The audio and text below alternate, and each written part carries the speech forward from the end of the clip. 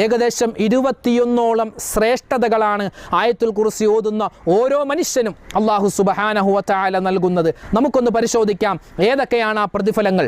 ആയത്തുൽ കുർസി സ്ഥിരമായി ഓതുന്ന ഒരു ആണിനും പെണ്ണിനും കിട്ടുന്ന ഏകദേശം 21ഓളം പ്രതിഫലങ്ങൾ മഹാന്മാരായ ഉലമാക്കൾ ഹദീസ് ഗ്രന്ഥങ്ങളിൽ നിന്നും ഹദീസുകളിൽ നിന്നും അതുപോലെ വിശുദ്ധമായ ഖുർആനിൻ്റെ ആയത്തുകളുടെ തഫ്സീറുകളിൽ നിന്നും നമുക്ക് പഠിപ്പിച്ചു തരുന്ന ഏകദേശം 21ഓളം പ്രതിഫലങ്ങൾ.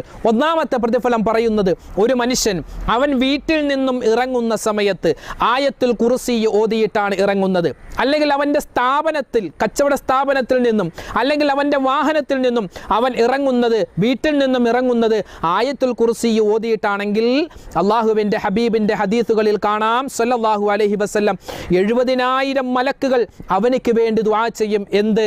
ഒരു ആപത്തും ഉണ്ടാവാതിരിക്കാൻ. തിരിച്ചവൻ ആ വീട്ടിലേക്ക് വരുന്നത് വരെ ഒരു ആപത്ത് മുസീബത്ത്